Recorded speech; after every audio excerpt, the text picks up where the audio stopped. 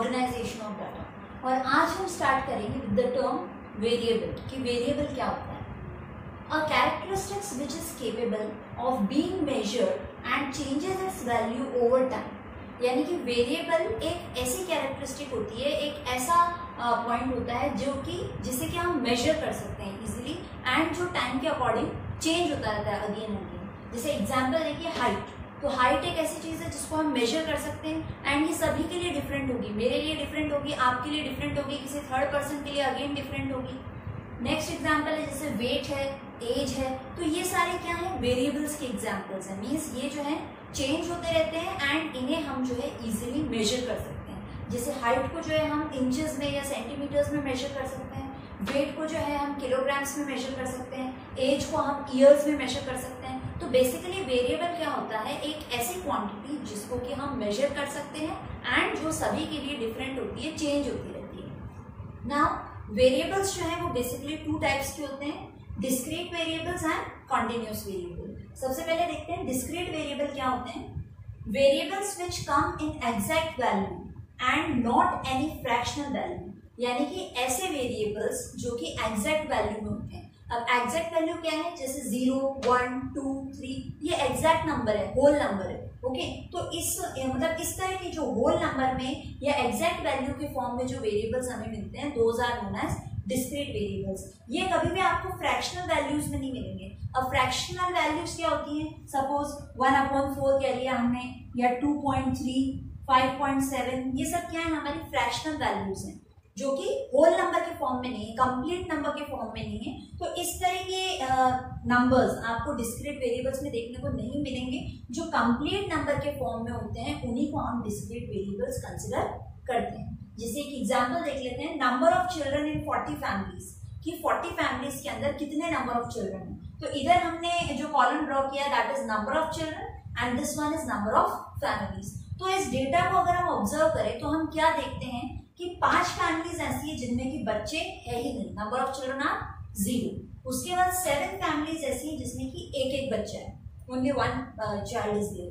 25 families ऐसी है जिनमें कि 2 बच्चे हैं एंड 3 फैमिलीज ऐसी है जिनमें कि 3 बच्चे हैं। ओके, तो हमने ये देखा कि नंबर ऑफ फैमिलीज में कितने नंबर ऑफ चिल्ड्रन हो सकते हैं। तो ये जो दोनों ही वैल्यूज हैं आपकी होल नंबर में है, एग्जैक्ट वैल्यू में है। इस तरह से फ्रैक्शन में या डेसिमल्स में कोई भी वैल्यू हमें गिवन नहीं है। तो जब कोई भी वैल्यू कंप्लीट एग्जैक्ट वैल्यू के फॉर्म में, कंप्लीट नंबर के फॉर्म में गिवन हो, उसको हम कहते हैं डिस्क्रीट वेरिएबल। नेक्स्ट है हमारा कंटिन्यूअस वेरिएबल। ये क्या होता है, variables which can take exact as well as fractional values in a given range, यानी कि वो वेरिएबल्स जो कि आपको एग्जैक्ट वैल्यूज में भी मिल सकते हैं, यानी कि 0, 1, 2, 3, 4, 5 इस तरह पूरा होल नंबर भी मिल सकता है, या फिर आपको फ्रैक्शनल में भी ये मिल सकते हैं। ओके, तो ऐसे जो वेरिएबल्स होते हैं those are known as continuous variables, जो कि आपको एक रेंज के फॉर्म में गिवन होते हैं। रेंज कैसे, जैसे 40 to 45, तो यहाँ पे क्या है 40 से बड़ा और 45 से छोटे जितने भी नंबर्स हैं हमारे 41, 42, 43, 44, 45 सारे जो है इस रेंज के अंदर आ गए, जिसकी एक लोअर लिमिट होती है एंड एक अपर लिमिट होती है। लोअर लिमिट कौन सी है, जो हमारा लेफ्ट हैंड साइड वाला नंबर है, जो छोटा नंबर है, एंड अपर लिमिट कौन सी होती है, जो हमारा राइट हैंड साइड वाला नंबर है या बड़ा नंबर है। ओके, तो इस तरह जो रेंज के फॉर्म में वेरिएबल्स गिवन होते हैं those are known as continuous variables. जैसे हम एग्जांपल देख लेते हैं, एक साइड पे आपको गिवन है वेट इन केजी एंड दूसरे साइड पे आपको गिवन है नंबर ऑफ स्टूडेंट्स, यानी कि यहाँ पर हम जो है स्टूडेंट्स के वेट की बात कर रहे हैं। तो 40 to 45 केजी जिनका वजन है, उतने नंबर ऑफ स्टूडेंट्स कितने हैं, 22। नेक्स्ट 45 to 50 केजी, यानी कि 45, 46, 47, 48, 49, 50, ये पांचों ही वैल्यूज इसमें आ गई। इसके अगर इस बीच में किसी का भी वेट बिलोंग करता है तो उतने नंबर ऑफ चिल्ड्रन कितने हैं, 6। नेक्स्ट 50 to 55 केजी वेट वाले बच्चे कितने हैं, 9। 55 to 60 केजी वाले बच्चे कितने हैं, 10 एंड 60 to 65 केजी वाले बच्चे हैं हमारे पास 3। तो कहने का मतलब है कि जो इस तरह रेंज वैल्यूज में भी आपको गिवन हो सकते हैं, फ्रैक्शनल वैल्यूज में भी गिवन हो सकते हैं एंड एग्जैक्ट वैल्यू में भी गिवन हो सकते हैं, वो होते हैं हमारे continuous variable. And discrete variable में सिर्फ और सिर्फ एग्जैक्ट वैल्यू यानी कि पूरा जो होल नंबर है वही आता है, फ्रैक्शनल वैल्यूज नहीं आती। ऑर्गेनाइजेशन ऑफ डेटा से रिलेटेड कुछ टर्म्स डिस्कस कर लेते हैं। सबसे पहला टर्म है फ्रीक्वेंसी। फ्रीक्वेंसी क्या होता है, number of times a given value appears in a distribution, यानी कि कोई भी आपको डिस्ट्रीब्यूशन गिवन है उसके अंदर एक ही वैल्यू कितनी बार रिपीट हो रही है, that is known as frequency. जैसे सपोज हमें डेटा गिवन है 10, 8, 7, 5, 10, 4, 10, 2, ठीक है, ये हमें एक डिस्ट्रीब्यूशन गिवन है पूरा। अब इसके अंदर अपन अगर नोटिस करें तो ये जो नंबर है 10, ये कितनी बार आ रहा है, 1, 2 एंड 3, यानी कि सेम टर्म 3 टाइम्स रिपीट हुई है। तो यहाँ पर 10 की फ्रीक्वेंसी क्या हो जाएगी हमारी 3, बिकॉज ये 3 टाइम्स जो है एक डिस्ट्रीब्यूशन में 3 टाइम्स रिपीट हुआ है, that is known as frequency की एक ही वैल्यू कितने नंबर ऑफ टाइम्स जो है वो रिपीट हो रही है। सेकेंड है हमारा फ्रीक्वेंसी डिस्ट्रीब्यूशन। तो फ्रीक्वेंसी डिस्ट्रीब्यूशन क्या होता है, जब आप एक टेबल फॉर्म में एक साइड आपने वैल्यूज लिख दिया और एक साइड सभी वैल्यूज की आपने फ्रीक्वेंसी लिख दी, तो वो जो टेबल है आपकी वो कहलाएगी frequency distribution. Next class frequency क्या होती है, भाई हमें देखना तो यही है, फ्रीक्वेंसी को ही देखना है, बट उसे हम क्लास इंटरवल में देखेंगे, जैसे 10 to 15, 15 to 20, 20 to 25। तो ये जो बीच में क्लास इंटरवल दिया हुआ है इसके अंदर जितनी भी वैल्यूज आ रही हैं उनकी जो फ्रीक्वेंसी होगी that is known as class frequency. जैसे एक एग्जांपल देख लेते हैं, 4 students secured marks between 10 to 15, यानी कि 10 से 15 के बीच में मार्क्स लाने वाले कितने बच्चे हैं, 4। तो यहाँ पर ये जो क्लास इंटरवल है 10 से 15, इसकी फ्रीक्वेंसी क्या रहेगी, 4। नेक्स्ट है टैली बार्स क्या होते हैं, या आपने छोटी क्लासेस में भी पढ़ा होगा, वापस डिस्कस कर लेते हैं एक बार कि भाई जैसे मान लीजिए हमें डिस्ट्रीब्यूशन गिवन है इस तरह 10, 8, 7, 10, 5, 10, इस तरीके से डिस्ट्रीब्यूशन गिवन है। तो ये तो हमारे क्या हो जाएंगे मार्क्स, ओके। अब हम अगर आपसे पूछा जाए भाई इसको टैली, इसी डिस्ट्रीब्यूशन को आप टैली मार्क्स में शो करो, तो टैली मार्क्स में कैसे शो करेंगे, जैसे मुझे 10 को शो करना है, तो अब 10 कितनी बार आ रहा है, 1, 2, 3 बार आ रहा है, तो मैं इसको टैली मार्क्स में कैसे शो करूंगी, 1, 2, 3, ओके। इस तरीके से जो हम बार्स ड्रॉ करते हैं that are known to be as tally marks. और टैली मार्क्स में हम काउंटिंग किस तरह करते हैं, 1, 2, 3, 4 आए इस तरह 5 में काट दिया जाता है, देन 6, 7, 8, 9, 10, इस तरीके से हम जो है अपनी काउंटिंग करते हैं, और ये जितने नंबर ऑफ बार्स हम ड्रॉ करते हैं वही हमारी फ्रीक्वेंसी बन जाती है, जिसकी वैल्यू हम उसके सामने लिख लेते हैं। तो ये जो सिस्टम है, पैटर्न है ऑर्गेनाइजेशन के अंदर, that is known as tally marks. उसके बाद जो हमारा मेन फोकस वाला टॉपिक है दैट इज स्टैटिस्टिकल सीरीज, कि भाई स्टैटिस्टिकल डेटा में कितने टाइप की सीरीज होती है। तो देखो बेसिकली 2 तरह की सीरीज होती है, पहली है इंडिविजुअल सीरीज एंड दूसरा है फ्रीक्वेंसी सीरीज। अब फ्रीक्वेंसी सीरीज को जो है वापस से रिक्लासिफाई किया गया है अगेन 2 पार्ट्स में, जिसको भी बोला जाता है डिस्क्रीट सीरीज या frequency array, and second part जो है उसका frequency distribution, and one more इसी को जो है कंटिन्यूस सीरीज के नाम से भी जाना जाता है। तो अब आप पढ़ेंगे कि ये अलग अलग सीरीज जो है वो क्या है और किस तरह इनका डिस्ट्रीब्यूशन शो किया जाता है। अब हम सबसे पहले देख लेते हैं डिफरेंट टाइप्स ऑफ सीरीज के बारे में। इंडिविजुअल सीरीज क्या होती है, वो सीरीज जिसको कि एक सिंगल फॉर्म में लिस्ट किया जाता है, उसके अंदर ना ही कोई फ्रीक्वेंसी होती है ना ही कोई क्लास होती है, सिंपल एक ही वेरिएबल के फॉर्म में जब आपको डेटा गिवन है उसको हम कहते हैं इंडिविजुअल सीरीज।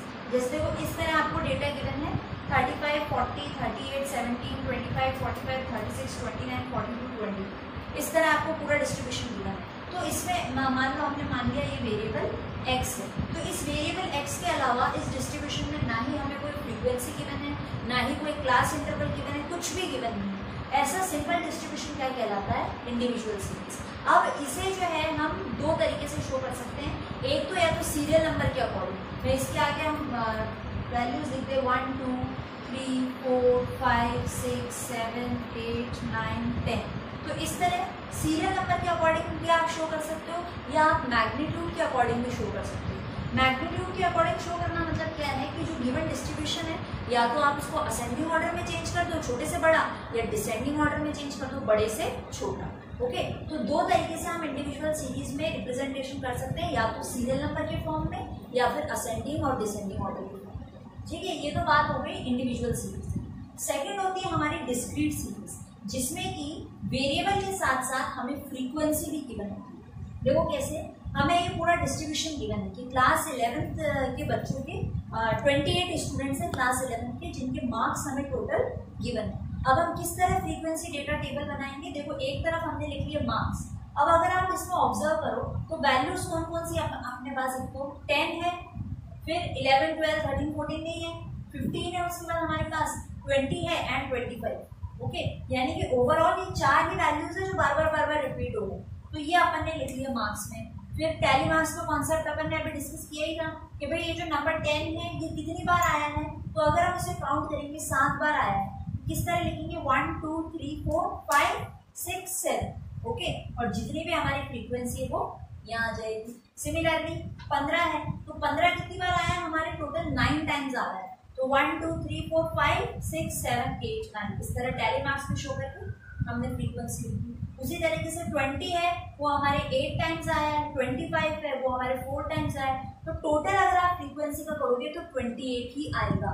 28 स्टूडेंट्स के मार्क्स डिस्ट्रीब्यूशन हमें गिवन थे, तो इस तरीके से हम जो है फ्रीक्वेंसी डिस्ट्रीब्यूशन टेबल बनाते हैं। एक तरफ हमारा वेरिएबल आएगा, दूसरी तरफ हम टैली मार्क्स लिखेंगे एंड उसके बाद हम जो है फ्रीक्वेंसी डिस्ट्रीब्यूशन करते हैं। तो कहने का मतलब है कि इंडिविजुअल में तो सिर्फ हमारा वेरिएबल था, डिस्क्रीट में वेरिएबल के साथ साथ फ्रीक्वेंसी भी आती है। तीसरी हमारी सीरीज है कंटिन्यूअस सीरीज। उसमें क्या होता है, अपन ने बात की थी क्लास इंटरवल या रेंज के फॉर्म में हमें जो है वैल्यूज गिवन होती है, जैसे 10 to 15, 15 to 20, 20 to 25, 25 to 30, इस तरीके से गिवन है। ओके, अब इसमें भी हमें इसी तरीके से जो है टैली मार्क्स का कॉलम ड्रॉ करेंगे एंड फ्रीक्वेंसी लिखेंगे। जैसे 10 से 15 मार्क्स कितने बच्चों के आए हैं, 4 बच्चों के आए हैं, तो हमने लिख दिया कि 1 2 3 4 एंड 4 हमने फ्रीक्वेंसी में लिख दिया। इसी तरह 15 to 20 मार्क्स लाने वाले कितने बच्चे हैं, तो 5 बच्चे हैं, तो इसी तरह हमने उसको टैली मार्क्स में शो कर दिया। 20 to 25 जिनके मार्क्स आए हैं वो नंबर ऑफ स्टूडेंट्स कितने हैं, 8 स्टूडेंट्स हैं, तो इस तरह हमने शो कर दिया। 25 to 30 लाने वाले कितने बच्चे हैं, 5 बच्चे हैं, तो इस अकॉर्डिंग जब ये इंटरवल क्लास इंटरवल के फॉर्म में जब हमें वेरिएबल गिवन है एंड फ्रीक्वेंसी भी गिवन है, ऐसा डिस्ट्रीब्यूशन हमारा कहलाता है कंटिन्यूअस सीरीज का डिस्ट्रीब्यूशन। अब हम कंटिन्यूअस सीरीज से रिलेटेड कुछ और टर्म्स के बारे में एक बार जान लेते हैं। सबसे पहला टर्म है क्लास, जो ऑलरेडी हम डिस्कस कर चुके हैं। क्लास क्या होता है, 0 to 10, 10 to 20, ये क्या है, अलग अलग क्लासेस हैं। क्लास लिमिट्स क्या होती है, जैसे एक क्लास अपने लिया 0 to 10, ठीक है, अब इसमें 0 यानी कि जो छोटा वाला नंबर है वो कहलाती है हमारी लोअर लिमिट, जिसको कि हम L1 से डिनोट करते हैं, एंड जो दूसरा वाला नंबर है 10 यानी बड़ा वाला नंबर, वो कहलाती है हमारी अपर लिमिट, जिसको कि हम L2 से डिनोट करते हैं। नाउ क्लास इंटरवल या रेंज किसे कहते हैं, तो क्लास इंटरवल या रेंज का एक छोटा सा कॉन्सेप्ट है कि difference between upper limit and the lower limit, यानी कि L2 माइनस L1 क्या कहलाता है, हमारा रेंज या क्लास इंटरवल। जैसे कि ये हमने एक क्लास लिया 10 to 20, तो इसमें हमारा जो अपर लिमिट है वो क्या है 20 एंड लोअर लिमिट हमारा क्या है 10। तो अगर हमें रेंज निकालने को बोला जाए तो हम किस तरह निकालेंगे, L2 minus L1 that is 20 minus 10, तो हमारा जो रेंज है वो आ जाएगा 10। नेक्स्ट, अगर आपको क्वेश्चन में पूछा जाए कि मिड वैल्यू निकालिए या मिड पॉइंट निकालिए, भाई ये जो हमें क्लास गिवन है 0 to 10 या 10 to 20 कुछ भी, उसका मिड वैल्यू अगर हमें निकालने को बोला जाए तो किस तरह निकालते हैं, L2 plus L1 divided by 2, यानी कि upper limit plus lower limit divided by 2। Range में हम क्या कर रहे थे, माइनस कर रहे थे, मिड वैल्यू में हम प्लस कर रहे थे। जैसे मान लो अपन ने क्लास इंटरवल ले लिया 10 to 20, ओके, इसमें लोअर लिमिट क्या है हमारा 10 एंड अपर लिमिट क्या है 20, तो हम फॉर्मूला लगाएंगे upper limit plus lower limit divided by 2, यानी कि 20 प्लस 10 डिवाइडेड बाई 2, जो कि आ जाएगा हमारा 15। तो देखो इजीली हम वेरीफाई कर सकते हैं कि ये वाला जो अपना क्लास था 10 to 20, इसका बीच का मिड वैल्यू क्या आएगा 15, यानी कि हमारा ये वाला आंसर जो है वो एग्जैक्टली करेक्ट। नेक्स्ट, अगर आपको क्वेश्चन में पूछा जाए विड्थ ऑफ क्लास इंटरवल किस तरह निकालना है, तो उसका भी एक फॉर्मूला होता है largest observation minus smallest observation divided by number of classes. जैसे देखो अपने को ये डिस्ट्रीब्यूशन गिवन है कंटिन्यूअस सीरीज के फॉर्म में 0 to 10, 10 to 20, 20 to 30, 30 to 40 and 40 to 50। Okay, अब अगर इस फॉर्मूला के अकॉर्डिंग अपन वैल्यूज लगाएं, भाई हमें विड्थ निकालनी है क्लास इंटरवल की, कि भाई ये जो हमारी वैल्यू है 0 to 10, तो ये 10 का ही गैप क्यों ले, हम 15 का भी ले, 20 का भी ले सकते हैं, तो जितनी हमारी विड्थ होती है उतना ही हमें गैप रखना पड़ता है।